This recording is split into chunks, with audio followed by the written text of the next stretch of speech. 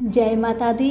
मेरे सभी प्यारे दोस्तों, मैं लक्ष्मी शर्मा बड़ों को चरण स्पर्श, छोटों को प्यार और बराबर वालों को दिल से नमस्कार करती हूँ।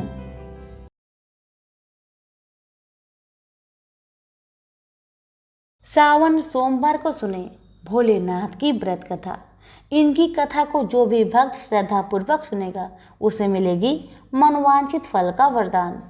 कथा को पूरा जरूर सुने, अच्छी लगे तो दूसरों को भी शेयर करें। कथा। भील का नाम चंड था। सिंह केतु के सानिध्य और उनके राज्य में रहने से वह भी धार्मिक प्रवृत्ति का हो गया था। चबूतरे पर स्थापित शिवलिंग जो कि अपनी जल हरी से लगभग अलग ही हो गया था, वह उसे उखाड़ लाया। चंद ने राजा से कहा, महाराज, यह निर्जन में पड़ा था, आप आज्ञा दे तो इसे मैं रख लूं, पर कृपया कर पूजन विधि भी बता दीजिएगा ताकि मैं रोज इनकी पूजा कर पुण्य कमा सकूं। राजा ने कहा कि चंड भील, इसे रोज नहलाकर इसकी फूल बेल पत्तियों से सजाना, अक्षत फल मीठा चढ़ाना, जय भोले शंकर बोलकर पूजा करना और उसके बाद इसे धूप दीप दिखाना। राजा ने कुछ मजाक में कहा कि इस शिवलिंग को चिता भस्म जरूर चढ़ाना और वो भस्म ताजी चिता का राखी होना चाहिए। फिर भोग लगाकर बाजा बजाकर खूब नाच गान किया करना। शिकार से राजा तो लौट गया, पर भील तो उसी जंगल में रहता था। उसने अपने घर जाकर अपनी बुद्धि के मुताबिक एक साफ सुथरे स्थान पर शिवलिंग की स्थापना की और रोज ही पूजा करने का अटूट नियम बना लिया। कुछ दिन और बीते तो भीलिनी पूजा में पर्याप्त रुचि लेने लगी। एक दिन भील पूजा पर बैठा तो देखा कि सारी पूजन सामग्री तो मौजूद है, पर लगता है वह चिता भस्म लाना तो भूल ही गया। वह भागता हुआ जंगल के बाहर स्थित शमशान में गया। आश्चर्य की बात कि आज तो कोई चिता जल ही नहीं रही थी। पिछली रात जली थी। चिता का भी कोई नामो निशान न था, जबकि उसे लगता था कि रात को मैं यहाँ से भस्म ले गया हूँ। भील भागता हुआ उल्टे पांव घर पहुंचा। भस्म की डिबिया उल्टाई पलटाई, पर चिता भस्म तनिक भी न थी। चिंता और निराश में उसने अपनी भिलनी को पुकारा, जिसने सारी तैयारी की थी। पत्नी ने कहा, आज बिना भस्म की ही पूजा कर ले, शेष तो सब तैयार है। पर भील ने कहा, नहीं, राजा ने कहा था कि चिता भस्म बहुत जरूरी है, वह मिली नहीं, क्या करूं? भील चिंतित हो बैठ गया। भील ने भिलनी से कहा, प्रिय, यदि मैं आज पूजा ना कर पाया तो मैं जिंदा ना रहूंगा। मेरा मन बहुत दुखी है और चिंतित है। भिलनी ने भील को इस तरह चिंतित देख एक उपाय सुझा। भील ना माना। बहुत विवाद हुआ। भिलनी ने कहा, मैं अपने पति देव और देवों के देव महादेव की काम आने के इस अवसर को न छोड़ूंगी। भिलनी की जिद पर भील मान गया। भिलनी ने स्नान किया, घर में आग लगाई, घर की 3 बार परिक्रमा की, भगवान का ध्यान किया और भोलेनाथ का नाम लेकर जलते हुए घर में घुस गई। ज्यादा समय न बीता कि शिव भक्ति में लीन वह भिलनी जलकर भस्म हो गई। भील ने भस्म उठाया, भली भांति भगवान भूतनाथ का पूजन किया। शिव भक्ति में घर सहित घरवाली खो देने का कोई दुख तो भील के मन में था नहीं। सो पूजा के बाद बड़े उत्साह से अपनी भिलनी को प्रसाद लेने के लिए आवाज दी, लेकिन अचानक पूजा के बाद बड़े उत्साह से उसने भिलनी को प्रसाद लेने के लिए आवाज दिया। क्षण के भीतर ही उसकी पत्नी समीप बने घर से आती दिखाई दी।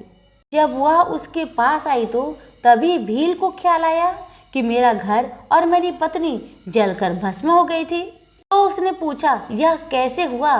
तुम कैसे जीवित बची? तुम कैसे आई? यह घर कैसे वापस बन गया? भिलनी ने सारी कथा कह सुनाई। जब धधकती आग में घुसी तो लगा कि जल में घुसती जा रही हूँ और मुझे नींद आ रही है। जागने पर देखा कि मैं घर में ही हूँ और आप प्रसाद के लिए आवाज लगा रहे थे। प्रेम से बोलिए उमापति शंकर भगवान की जय। समय पार्वती ने पूछा, हे महादेव जी, किस ज्ञान के बल से आपको संसार के सब लोग शिव कहकर पूजते हैं?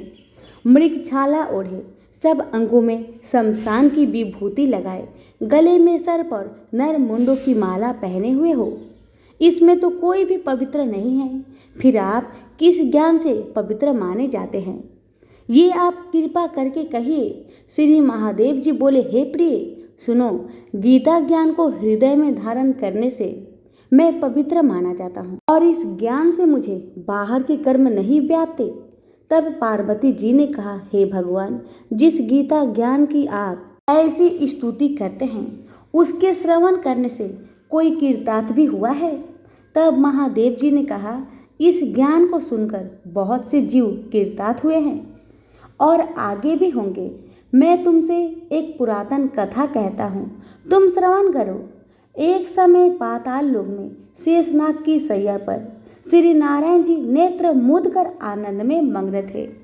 उस समय भगवान के चरण दबाती हुई श्री लक्ष्मी जी ने पूछा, हे प्रभु, निंद्रा और आलस्य उन पुरुषों को व्यापता है जो जीवन में तामसी है, और फिर आप तो तीनों गुणों से अतीत हो, श्री नारायण प्रभु वासुदेव हो, यह मुझको बड़ा आश्चर्य है। श्री नारायण जी बोले, हे लक्ष्मी, मुझको निंद्रा आलस्य नहीं व्यापता। एक शब्द रूप जो भगवत गीता है, जिसमें जो ज्ञान है उसके आनंद में मग्न रहता हूँ, जैसे यह गीता शब्द रूप अवतार है। इस गीता में यह अंग है, प्रथम 5 अध्याय मेरा मुख है, द्वितीय 5 अध्याय मेरा भुजा है, 11वां अध्याय मेरा हृदय है और मन है, 16वां अध्याय मेरा उदर है, 17वां अध्याय मेरी जंघा है, 18वां अध्याय मेरे चरण है। गीता के सब श्लोक मेरी नाड़ियाँ हैं और जो गीता के अक्षर है वही मेरे रोम है। ऐसा मेरा शब्द रूपी जो गीता ज्ञान है, उसी के अर्थ में हृदय में विचार करता हूँ और शब्द आनंद को प्राप्त करता हूँ। लक्ष्मी जी बोली, हे श्री नारायण जी, जब श्री गीता ज्ञान को सुनकर बहुत से जीव कृतार्थ हुए हैं, सो तू श्रवण कर। शूद्र वर्ण का एक चांडाल था, तेल लवण का व्यापार करता था। एक दिन वह बकरी चराने को वन में गया और वृक्षों के पत्ते तोड़ने लगा। वहां उसे एक सर्प ने डस लिया, जिससे उसके तत्काल प्राण निकल गए। मरकर उसने बहुत नरक भोगकर बैल का जन्म पाया। उस बैल को एक भिक्षुक ने मोल लिया। वह भिक्षुक उस पर चढ़कर सारा दिन मांगता फिरता। जो कुछ भिक्षा मांगकर लाता वह अपने कुटुंब के साथ बैठकर खा लेता। वह बैल सारी रात द्वार पर बंधा रहता, उसके खाने पीने की कमी भी खबर न लेता। कुछ थोड़ा सा भूसा उसके आगे डाल देता। जब दिन चढ़े तो फिर बैल पर चढ़कर भीख मांगने निकल पड़ता। दिन गुजरते तो वह बैल भूख का मारा गिर पड़ा, किंतु प्राण नहीं निकले। नगर के लोग देखकर उसे कोई तीर्थ का फल दे, कोई व्रत का फल दे, पर उस बैल के प्राण नहीं छूटे। एक दिन गणिका आई। उसने लोगों से पूछा, यह कैसी भीड़ है? तो उसने कहा, इसके प्राण नहीं निकलते, अनेक पुण्य के फल दे रहे हैं तो भी इसकी मुक्ति नहीं होती। तब गणिका ने कहा, मैंने जो कर्म किया है उसका फल इस बैल के निमित्त दिया। इतना कहते ही बैल की मुक्ति हो गई। तब बैल ने एक ब्राह्मण के घर में जन्म लिया। पिता ने उसका नाम सुशर्मा रखा।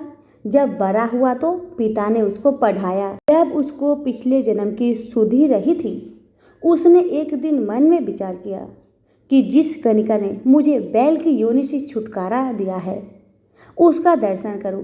वृक्ष चलते चलते गणिका के घर गया और कहा, तू मुझे पहचानती है? गणिका ने कहा, मैं नहीं पहचानती, तू कौन है? मेरी तेरी क्या पहचान है? तू ब्रीप और मैं बेस्या। तब ब्रीप ने कहा, मैं वही बैल हूँ जिसको तुमने अपना पुण्य दिया था। तब मैं बैल की योनि में था, अब छूट गया हूँ। अब मैं ब्रीप के घर जन्मा हूँ, तू वह अपना पुण्य बता।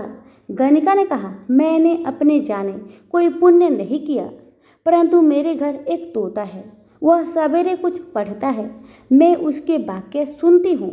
उस पुण्य का फल मैंने तेरे निमित्त दिया था। तब ब्रीप ने तोते से पूछा कि तू सवेरे क्या पढ़ता है? तोते ने कहा, मैं पिछले जन्म में ब्रीप का पुत्र था, पिता ने मुझे गीता के पहले अध्याय का पाठ सिखाया था। एक दिन मैंने अज्ञानवश गुरु से कहा कि तुमने मुझे क्या पढ़ाया है। तब गुरुजी ने मुझे श्राप दिया कि तू सूआ हो जा। तब मैं सूआ हुआ। एक दिन पनपथ पकड़ कर ले गया। एक ब्रीफ ने मुझे मोल लिया। वह ब्रीफ भी अपने पुत्र को गीता का पाठ सिखाता था।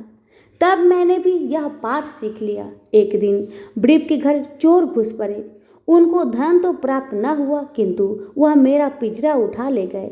यह गणिका उसकी मित्र थी। वह मुझे इसके पास ले आए। सो मैं नित्य प्रथा गीता के पहले अध्याय का पाठ करता था। ये सुनती थी, पर इसकी बुद्धि में नहीं आता जो मैं पढ़ता हूँ। वही पुण्य तेरे निमित्त दिया था।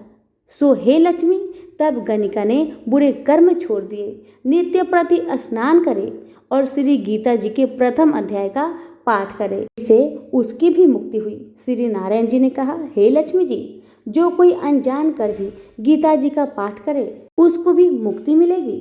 प्रेम से बोलिए उमापति शंकर भगवान की जय, लक्ष्मी नारायण की जय। दक्ष प्रजापति की कई पुत्रियां थी। सभी पुत्रियां गुणवती थी, पर दक्ष के मन में संतोष नहीं था। वे चाहता था उनके घर में एक ऐसी पुत्री का जन्म हो जो शक्ति संपन्न हो, सर्व विजयिनी हो। दक्ष एक ऐसी पुत्री के लिए तप करने लगे। तप करते करते अधिक दिन बीत गए तो भगवती आधे ने प्रकट होकर कहा, मैं तुम्हारे तप से प्रसन्न हूँ। मैं स्वयं पुत्री रूप में तुम्हारे यहाँ जन्म धारण करूँगी। मेरा नाम होगा सती।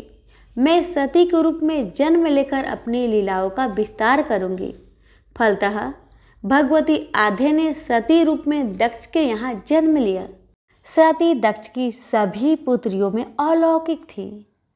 उन्होंने बाल्यकाल में ही कई ऐसे अलौकिक कृत्य कर दिखाए थे जिन्हें देखकर स्वयं दक्ष को भी विस्मय हुआ। जब सती विवाह योग हुई तो दक्ष को उनके लिए वर की चिंता सताने लगी। उन्होंने ब्रह्मा जी से परामर्श किया। तब ब्रह्मा जी ने कहा, सती आधे का अवतार है। आद्य आदि शक्ति और शिव आदि पुरुष है। अतः सती के विवाह के लिए शिव ही योग और उचित वर है। दक्ष ने ब्रह्मा जी की बात मानकर सती का विवाह भगवान शिव के साथ कर दिया। सती कैलाश में जाकर भगवान शिव के साथ रहने लगी। यद्यपि भगवान शिव के दक्ष के जमाता थे, किंतु एक ऐसी घटना घटी जिसके कारण दक्ष के हृदय में भगवान शिव के प्रति बैर और विरोध पैदा हो गया। घटना इस प्रकार थी। एक बार ब्रह्मा ने धर्म के निरूपण के लिए एक सभा का आयोजन किया था। सभी बड़े बड़े देवता सभा में एकत्र थे। भगवान शिव भी एक और बैठे थे। सभा मंडल में दक्ष का आगमन हुआ। दक्ष के आगमन पर सभी देवता उठकर खड़े हो गए, पर भगवान शिव खड़े नहीं हुए। उन्होंने दक्ष को प्रणाम भी नहीं किया। फलतः दक्ष ने अपमान का अनुभव किया। केवल यही नहीं, उनके हृदय में भगवान शिव के प्रति ईर्ष्या की आग जल उठी। वे उनसे बदला लेने के लिए समय और अवसर की प्रतीक्षा करने लगे। भगवान शिव को किसी के मान और किसी के अपमान से क्या मतलब? वे तो समदर्शी है। उन्हें तो चारों ओर अमृत दिखाई पड़ता है। जहाँ अमृत होता है वहाँ कोडुवाहट और कलेशपन का क्या काम? भगवान शिव कैलाश में दिन रात राम राम कहा करते थे। सती के मन में जिज्ञासा उत्पन्न हो उठी। उन्होंने अवसर पाकर भगवान शिव से प्रश्न किया, आप राम राम क्यों कहते हैं? राम कौन है? भगवान शिव ने उत्तर दिया, राम आदि पुरुष है, स्वयंभू है, मेरे आराध्य है, सगुण भी है, निर्गुण भी है। किंतु सती के कंठ के नीचे बात उतरी नहीं। वे सोचने लगी, अयोध्या के निप्रति दशरथ के पुत्र राम आदि पुरुष के अवतार कैसे हो सकते हैं? वो तो आजकल अपनी पत्नी सीता के वियोग में जन्मतों की भांति विचरण कर रहे हैं। वृक्ष और लताओं को उनका पता पूछते फिर रहे हैं। यदि वे आदि पुरुष के अवतार होते तो क्या इस प्रकार आचरण करते? सती के मन में राम की परीक्षा लेने का विचार उत्पन्न हुआ। सती सीता का रूप धारण करके दंडक वन में जा पहुंची और राम के सामने प्रकट हुई। भगवान राम ने सती को सीता के रूप में देखकर कहा, माता आप एकाकी यहाँ वन में कहाँ घूम रही है? बाबा विश्वनाथ कहाँ हैं?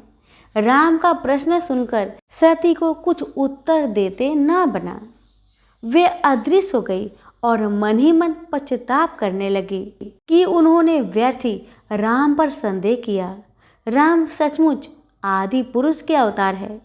सती जब लौटकर कैलाश पर गई तो भगवान शिव ने उन्हें आते देखकर कहा, सती तुमने सीता के रूप में राम की परीक्षा लेकर अच्छा नहीं किया। सीता मेरी आराध्या है। अब तुम मेरी अर्धांगिनी कैसे रह सकती हो? इस जन्म में हम और तुम पति और पत्नी के रूप में नहीं मिल सकते। शिव जी का कथन सुनकर सती अत्यधिक दुखी हुई, पर अब क्या हो सकता था? शिव जी के मुख से निकली हुई बात असत्य कैसे हो सकती थी? शिव जी समाधित हो गए। सती दुख और पश्चाताप की लहरों में डूब उतरने लगी। उन्हीं दिनों सती के पिता कनखल में बहुत बड़ा यज्ञ कर रहे थे। उन्होंने यज्ञ में सभी देवताओं और मुनियों को आमंत्रित किया था, किंतु शिव जी को आमंत्रित नहीं किया था, क्योंकि उनके मन में शिव जी के प्रति ईर्ष्या थी। सती को जब यह ज्ञात हुआ कि उसके पिता ने बहुत बड़े यज्ञ की रचना की है, तो उनका मन यज्ञ के समारोह में सम्मिलित होने के लिए बेचैन हो उठा। शिव जी समाधित थे, अतः वे शिव जी से अनुमति लिए बिना ही वीरभद्र के साथ अपने पिता के घर चली गई। कहीं कहीं सती के पिता गृह जाने की घटना का वर्णन एक दूसरे रूप में इस प्रकार मिलता है। एक बार सती और शिव कैलाश पर्वत पर बैठे हुए परस्पर वार्तालाप कर रहे थे। उसी समय आकाश मार्ग से कई विमान कनखल की ओर जाते हुए दिखाई पड़े। सती ने उन विमानों को देखकर भगवान शिव से पूछा, प्रभु ये सभी विमान किसके हैं और कहाँ जा रहे हैं? भगवान शंकर ने उत्तर दिया, आपके पिता ने यज्ञ की रचना की है। देवता और देवगणाएं इन विमानों में बैठकर उसी यज्ञ में सम्मिलित होने के लिए जा रहे हैं। सती ने दूसरा प्रश्न किया, क्या मेरे पिता ने आपको यज्ञ में सम्मिलित होने के लिए नहीं बुलाया? भगवान शंकर ने उत्तर दिया, आपके पिता मुझसे बैर रखते हैं, फिर भी मुझे क्यों बुलाने लगे? सती मन ही मन सोचने लगी, फिर बोली, यज्ञ के अवसर पर अवश्य मेरी बहनें आएंगी। उनसे मिले हुए बहुत दिन हो गए हैं। यदि आपकी अनुमति हो तो मैं भी अपने पिता के घर जाना चाहती हूँ। यज्ञ में सम्मिलित हो लूँगी और बहनों से भी मिलने का सुअवसर मिलेगा। भगवान शिव ने उत्तर दिया, इस समय वहाँ जाना उचित नहीं होगा। आपके पिता मुझसे जलते हैं, हो सकता है वो आपका भी अपमान करे। बिना बुलाए किसी के घर जाना उचित नहीं होता। भगवान शिव ने उत्तर दिया, हाँ, विवाहिता लड़की को बिना बुलाए पिता के घर नहीं जाना चाहिए, क्योंकि विवाह हो जाने पर लड़की अपने पति की हो जाती है। पिता के घर से उसका संबंध टूट जाता है। किंतु सती पीहर जाने के लिए हठ करती रही, अपनी बात बार बार दोहराती रही। उनकी इच्छा देखकर भगवान शिव ने पीहर जाने की अनुमति दे दी। उनके साथ अपना एक गण भी कर दिया। उस गण का नाम वीरभद्र था। सती वीरभद्र के साथ अपने पिता के घर गई, किंतु उनसे किसी ने प्रेम पूर्वक वार्तालाप नहीं किया। दक्ष ने उन्हें देखकर कहा, तुम क्या यहाँ मेरा अपमान कराने आई हो? अपनी बहनों को तो देखो, वे किस प्रकार भांति भांति के अलंकारों और सुंदर वस्त्रों से सुसज्जित है। तुम्हारे शरीर पर मात्र बाघंबर है। तुम्हारा पति शमशानवासी और भूतों का नायक है। वह तुम्हारे बाघांबर छोड़कर और पहना ही क्या सकता है। दक्ष के कथन से सती के हृदय में पश्चाताप का सागर उमड़ पड़ा। वे सोचने लगी, उन्होंने यहाँ आकर अच्छा नहीं किया। भगवान ठीक ही कह रहे थे। बिना बुलाए पिता के घर भी नहीं जाना चाहिए। पर अब क्या हो सकता है, अब तो आ ही गई हूँ। पिता के कटु और अपमानजनक शब्द सुनकर भी सती मौन रही। वे उस यज्ञ मंडल में गई जहाँ सभी देवता और ऋषि मुनि बैठे थे तथा यज्ञ कुंड में धू धू करती जलती हुई अग्नि में आहुतियाँ डाली जा रही थी। सती ने यज्ञ मंडल में सभी देवताओं के तो भाग देखे, किंतु भगवान शिव का भाग नहीं देखा।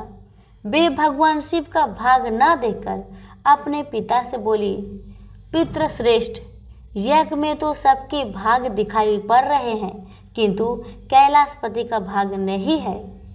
आपने उनका भाग क्यों नहीं दिया? दक्ष ने गर्व से उत्तर दिया, मैं तुम्हारे पति कैलाश को देवता नहीं समझता। वह तो भूतों का स्वामी, नग्न रहने वाला और हड्डियों की माला धारण करने वाला है। वह देवताओं की पंक्ति में बैठने योग्य नहीं है। उसे कौन भाग देगा? सती के नेत्र लाल हो उठे, उसकी भौहें कुटिल हो गई, उनका मुखमंडल प्रलय के सूर्य की भांति तेजोदीप्त हो उठा। उन्होंने पीड़ा से तिल मिलाते हुए कहा, ओह, मैं इन शब्दों को कैसे सुन रही हूँ? मुझे धिक्कार है। देवताओं, तुम्हें भी धिक्कार है। तुम भी उन कैलाशपति के लिए इन शब्दों को कैसे सुन रहे हो, जो मंगल के प्रतीक है और जो दक्ष मात्र में संपूर्ण सृष्टि को नाश करने की शक्ति रखते हैं। वो मेरे स्वामी है। नारी के लिए उसका पति ही स्वर्ग होता है। जो नारी अपने पति के लिए अपमानजनक शब्द को सुनती है, उसे नरक में जाना पड़ता है। पृथ्वी सुनो, आकाश सुनो और देवताओं तुम भी सुनो। मेरे पिता ने मेरे स्वामी का अपमान किया है। मैं अब एक क्षण भी जीवित रहना नहीं चाहती।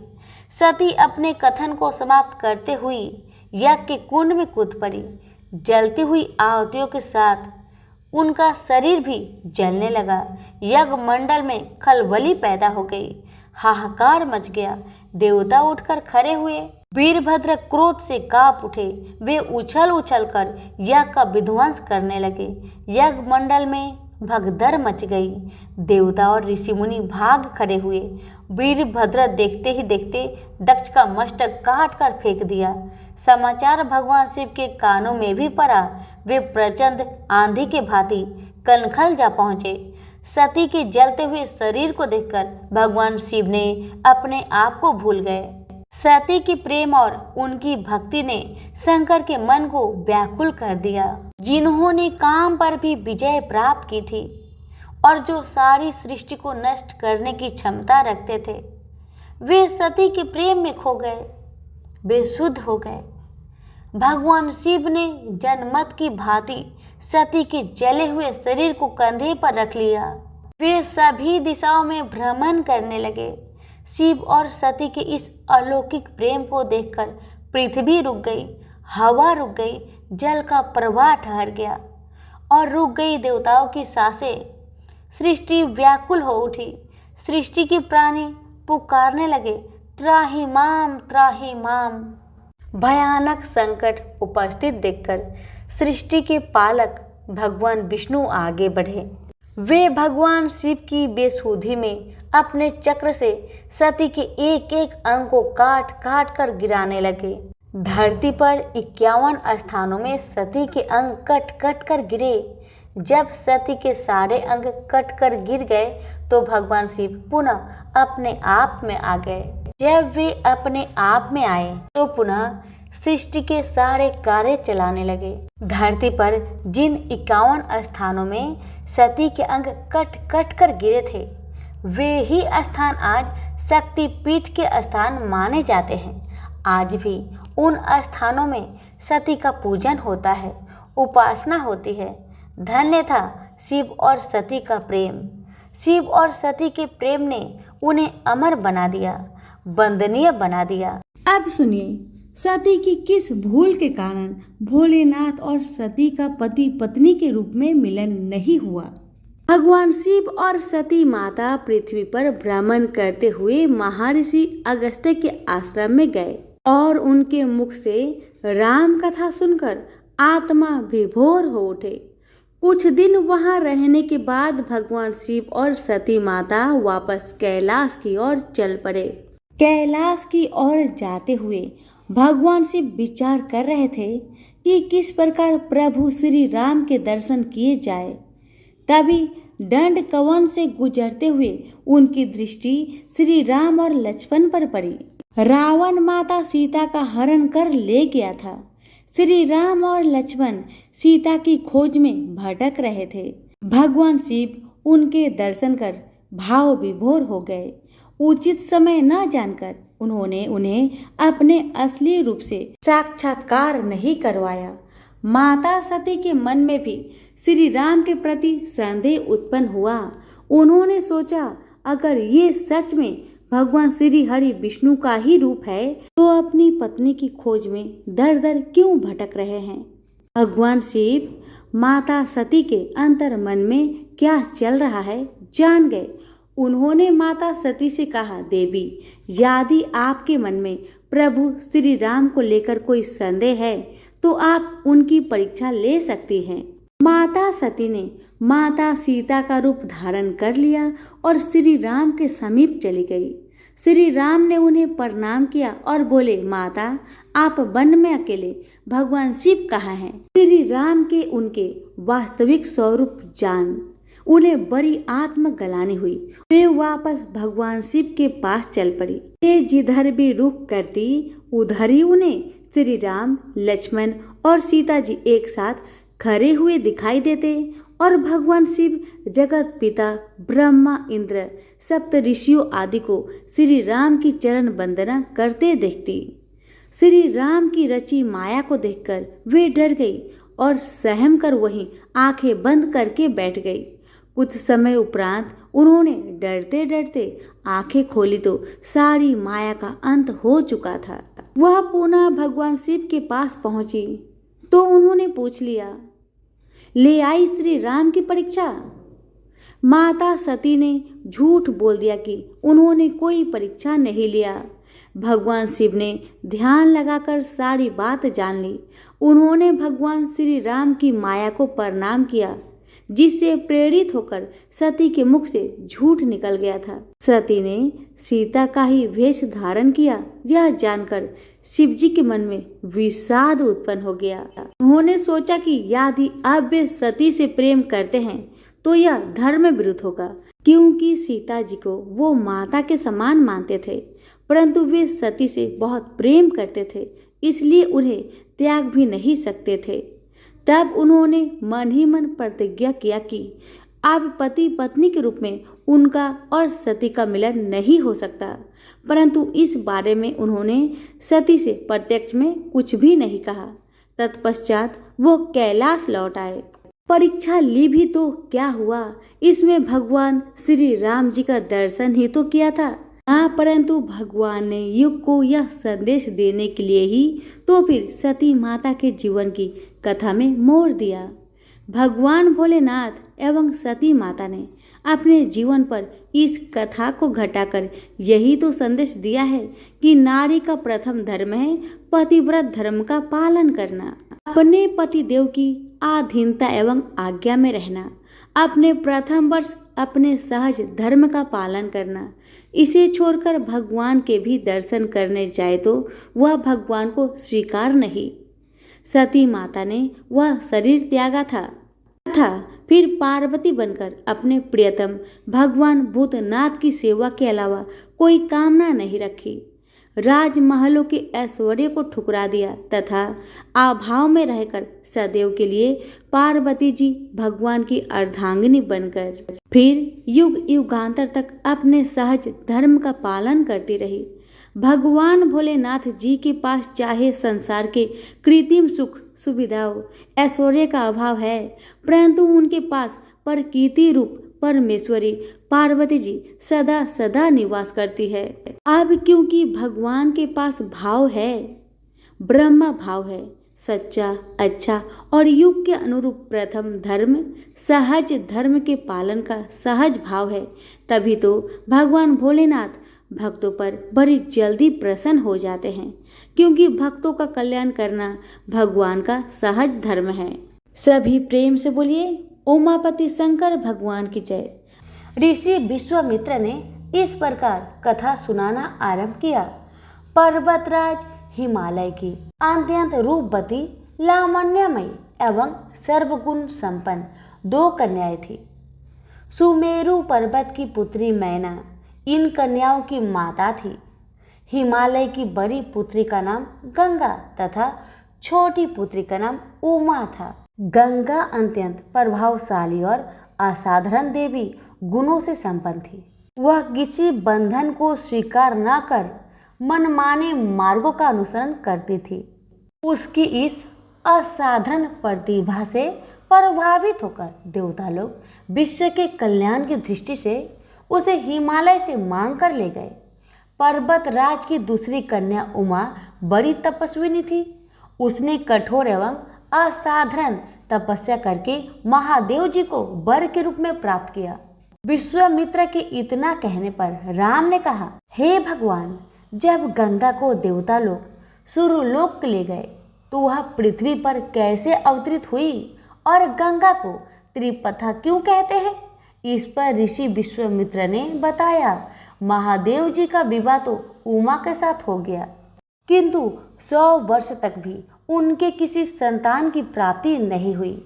एक बार महादेव जी के मन में संतान उत्पन्न करने का विचार आया। जब उनके इस विचार की सूचना ब्रह्मा जी सहित देवताओं को मिली तो वे विचार करने लगे कि शिव जी की संतान की तेज को कौन संभाल सकेगा। उन्होंने अपनी इस शंका को भगवान शिव जी के सम्मुख प्रस्तुत किया। उनके कहने पर अग्नि ने यह भार ग्रहण किया और परिमाण स्वरूप अग्नि के समान महान तेजस्वी स्वामी कार्तिकेय का जन्म हुआ। देवताओं के इस षड्यंत्र से उमा के संतान होने में बाधा पड़ी तो उन्होंने क्रोध होकर देवताओं को श्राप दे दिया कि भविष्य में वे कभी पिता नहीं बन सकेंगे।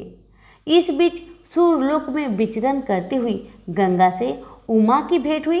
गंगा ने उमा से कहा कि मुझे सूर्यलोक में विचरण करते हुए बहुत दिन हो गए हैं। मेरी इच्छा है कि मैं अपनी मातृभूमि पृथ्वी पर विचरण करूं। उमा ने गंगा आश्वासन दिया कि वो इसके लिए कोई प्रबंध करने का प्रयत्न करेगी। वत्सराम, तुम्हारी ही अयोध्यापुरी में सागर नाम के एक राजा थे। उनके कोई पुत्र नहीं था। सागर की पटरानी कौसनी विदर्भ प्रांत के राजा की पुत्री थी। कौसनी सुंदर, धर्मात्मा और सत्यपरायण थी। सागर की दूसरी रानी का नाम सुमति थी, जो राजा अरिष्टनेमि की कन्या थी। दोनों रानियों को लेकर महाराज सागर हिमालय के भृगुप्रस्वन नामक प्रांत में जाकर पुत्र प्राप्ति के लिए तपस्या करने लगे। उनकी तपस्या से प्रसन्न होकर महर्षि भृगु ने उन्हें वर दिया कि तुम्हें बहुत से पुत्रों की प्राप्ति होगी। दोनों रानियों में से एक का केवल एक ही पुत्र होगा, जो कि वंश को आगे बढ़ाएगा। दूसरी के 60,000 पुत्र होंगे। कौन सी रानी कितने पुत्र चाहती है, इसका निर्णय वे स्वयं आपस में मिलकर कर ले। केसनी ने वंश को बढ़ाने वाले एक पुत्र की कामना की और गरुड़ की बहन सुमति ने 60,000 बलवान पुत्रों की। उचित समय पर रानी कोसनी ने असमंजस नामक पुत्र को जन्म दिया। रानी सुमति के गर्भ से एक तुम्बा निकला, जिससे फोड़ने पर छोटे छोटे 60,000 पुत्र निकले। उन सब का पालन पोषण घी के घरों में रखकर किया गया।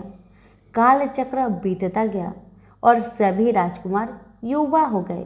सागर का ज्येष्ठ पुत्र असमंजस बड़ा दुराचारी था। उसे नगर के बालकों को सरयू नदी में फेंककर उन्हें डूबते हुए देखने में बड़ा आनंद आता था। इस दुराचारी पुत्र से दुखी होकर सागर ने उसे अपने राज्य से निर्वासित कर दिया। असमंजस के अंशुमान नाम का एक पुत्र था। अंशुमान अत्यंत सदाचारी और पराक्रमी था। एक दिन राजा सागर के मन में अश्वमेध यज्ञ करवाने का विचार आया। शीघ्र ही उन्होंने अपने इस विचार को कार्य रूप में परिणित कर लिया। राम ने ऋषि विश्वामित्र से कहा, गुरुदेव, मेरी रुचि अपने पूर्वज सागर की यह गाथा को विस्तार पूर्वक सुनने में है, अतः कृपा करके इस वृत्तांत को पूरा पूरा सुनाइए। राम के इस तरह कहने पर ऋषि विश्वामित्र प्रसन्न होकर कहने लगे, राजा सागर ने हिमालय एवं विंध्याचल के बीच की हरी भरी भूमि पर एक विशाल यज्ञ मंडप का निर्माण करवाया। फिर अश्वमेध यज्ञ के लिए श्यामकर ने घोड़ा छोड़ दिया। फिर उसकी रक्षा के लिए पराक्रमी अंशुमान को सेना के साथ उसके पीछे भेज दिया। यज्ञ की संभावित सफलता के परिमाण की आकांक्षा से भयभीत होकर इंद्र ने एक राक्षस का रूप धारण करके उसके उस घोड़े को चुरा लिया।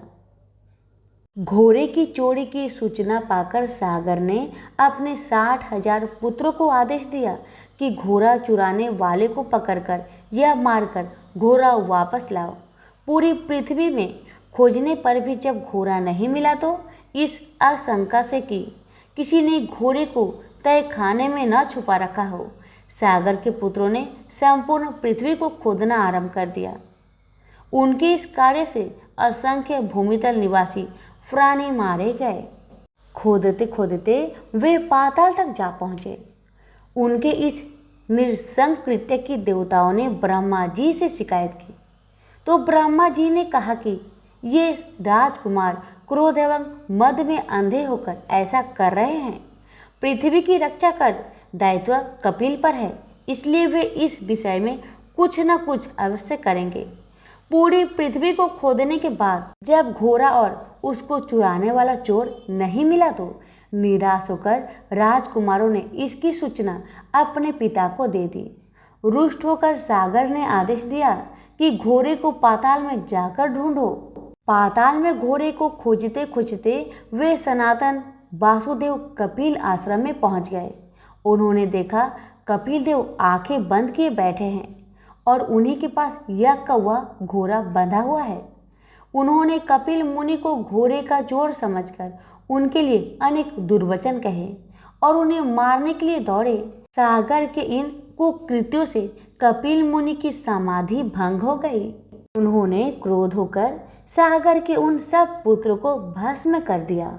जब महाराज सागर को बहुत दिनों तक अपने पुत्र की सूचना नहीं मिली तो उन्होंने अपने तेजस्वी पौत्र अंशुमान को अपने पुत्रों के साथ घोड़े का पता लगाने के लिए आदेश दिया। वीर अंशुमान शस्त्र शास्त्रों से सुसज्जित होकर उसी मार्ग से पाताल की ओर चल पड़ा जिसे उसके चाचाओं ने बनाया था। मार्ग में जो भी पूजनीय ऋषि मुनि मिले उनका यथोचित सम्मान करके अपने लक्ष्य के विषय में पूछता हुआ उस स्थान तक पहुंच गया जहां पर उसके चाचाओं के भस्मीभूत शरीर की राख पड़ी थी और पास ही यज्ञ का घोड़ा चर रहा था।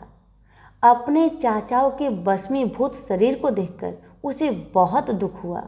उसने उनका तर्पण करने के लिए जलाशय की खोज की किंतु उसे कहीं जलाशय नहीं दिखाई पड़ा। तभी उनकी दृष्टि अपने चाचाओं के मामा गरुड़ पर पड़ी। उन्हें सादर प्रणाम करके अंशुमान ने पूछा कि बाबा जी, मैं इनका तर्पण करना चाहता हूँ। पास में यदि कोई सरोवर हो तो कृपा करके उसका पता बताइए। यदि आप इनकी मृत्यु के विषय में कुछ जानते हैं तो वह भी मुझे बतलाने की कृपा करें। गरुड़ जी ने बताया कि किस प्रकार उसके चाचाओं ने कपिल मुनि के साथ उद्दंड व्यवहार किया था, जिसके कारण कपिल मुनि ने उन सबको भस्म कर दिया। इसके पश्चात गरुड़ जी ने अंशुमान से कहा कि ये सब अलौकिक शक्ति वाले दिव्य पुरुष के द्वारा भस्म किए गए हैं, अतः लौकिक जल से तर्पण करने से इनका उद्धार नहीं होगा। केवल हिमालय की ज्येष्ठ पुत्री गंगा के जल से ही तर्पण करने पर इनका उद्धार संभव है। अब तुम घोड़े को लेकर वापस चले जाओ जिससे कि तुम्हारे पितामह का यज्ञ पूर्ण हो सके। गरुड़ जी की आज्ञा अनुसार अंशुमान वापस अयोध्या पहुंच गए और अपने पितामह को सारा वृत्तांत सुनाया। महाराज सागर ने दुखी मन से यज्ञ पूरा किया। वे अपने पुत्रों के उद्धार करने के लिए गंगा को पृथ्वी पर लाना चाहते थे, पर ऐसा करने के लिए उन्हें कोई युक्ति नहीं सूझी। थोड़ा रुककर ऋषि विश्वामित्र ने कहा, महाराज सागर के देहांत के पश्चात अंशुमान बड़ी न्यायप्रियता के साथ शासन करने लगे। अंशुमान के परम प्रतापी पुत्र दिलीप हुए।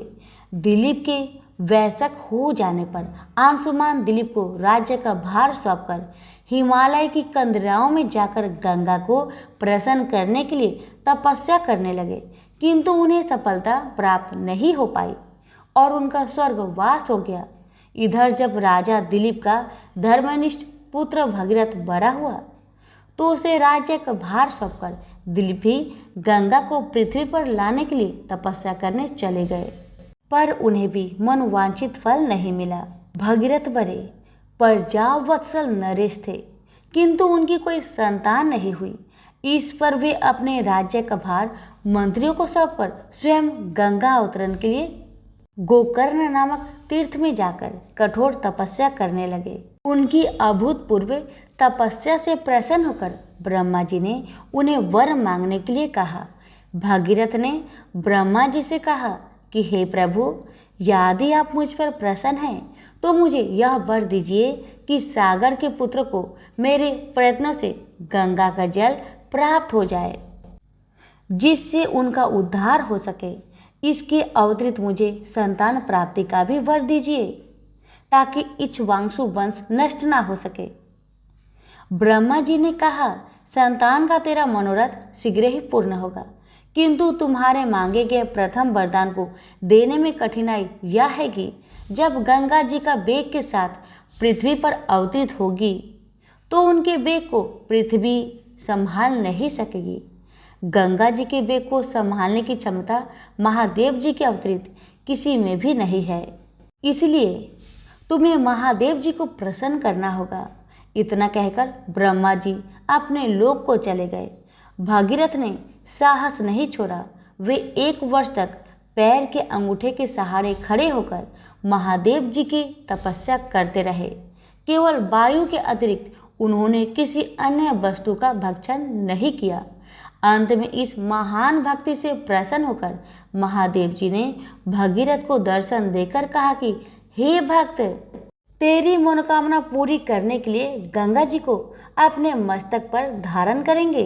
इसकी सूचना पाकर विवश होकर गंगा जी को सूर्यलोक का परित्याग करना पड़ा। उस समय वे सूर्यलोक से कहीं जाना नहीं चाहती थी, इसलिए वे यह विचार करके कि मैं अपने प्रचंड वेग से शिव जी को बहाकर पाताल लोक ले जाऊंगी। वे भयानक वेग से शिव जी के सिर पर अवतरित हुई। गंगा के इस वेगपूर्ण अवतरण से उनका अहंकार शिव जी से छुपा ना रहा। महादेव जी ने गंगा की वेगवती धाराओं को अपने जटाजूट में उलझा लिया। गंगा जी ने अपने समस्त प्रयत्नों के बाद भी महादेव जी के जटाओं से बाहर न निकल सकी। गंगा जी को इस प्रकार शिव जी की जटाओं में विलीन होते देख भगीरथ ने फिर शंकर जी की तपस्या की। भगीरथ के इस तपस्या से प्रसन्न होकर भगवान शंकर ने गंगा जी को हिमालय पर्वत पर स्थित बिंदुसर में छोड़ा। छूटते ही गंगा जी 7 धाराओं में बट गई। गंगा जी की 3 धाराएं हैद्रिनी, पावनी और नलिनी पूर्व की ओर प्रवाहित हुई। सुचक्षु, सीता और सिंधु नाम की 3 धाराएं पश्चिम की ओर बही और 7वीं धारा महाराज भगीरथ के पीछे पीछे चली। जिधर जिधर भगीरथ जाते थे उधर उधर ही गंगा जी जाती थी। स्थान स्थान पर देव, यक्ष, किन्नर, ऋषि मुनि आदि उनके स्वागत के लिए एकत्रित हो रहे थे। जो भी उस जल का स्पर्श करता था भव बाधाओं से मुक्त हो जाता था। चलते चलते गंगा जी उस स्थान पर पहुंची जहां ऋषि जहनु यज्ञ कर रहे थे। गंगा जी ने अपने वेग से उनकी यज्ञशाला को संपूर्ण सामग्री के साथ बहाकर ले जाने लगी। इससे ऋषि को बहुत क्रोध आया और उन्होंने क्रोध होकर गंगा का सारा जल पी लिया। यह देखकर समस्त ऋषि मुनियों को बड़ा विस्मय हुआ और वे गंगा जी को मुक्त करने के लिए उनकी स्तुति करने लगे। उनकी स्तुति से प्रसन्न होकर जहन्नु ऋषि ने गंगा जी को अपने कानों से निकाल दिया और उन्हें अपनी पुत्री के रूप में स्वीकार कर लिया। तब से गंगा जाह्नवी कहलाने लगी। इसके पश्चात वे भगीरथ के पीछे पीछे चलते समुद्र तक पहुंच गई और वहां से सागर के पुत्रों का उद्धार करने के लिए रसातल में चली गई। उनके जल के स्पर्श से भस्मीभूत हुए सागर के पुत्र निष्पाप होकर स्वर्ग को चले गए। उस दिन से गंगा के 3 नाम हुए, त्रिपथ गंगा, जाह्नवी और भागीरथी। तो प्रेम से बोलिए गंगा मैया की जय।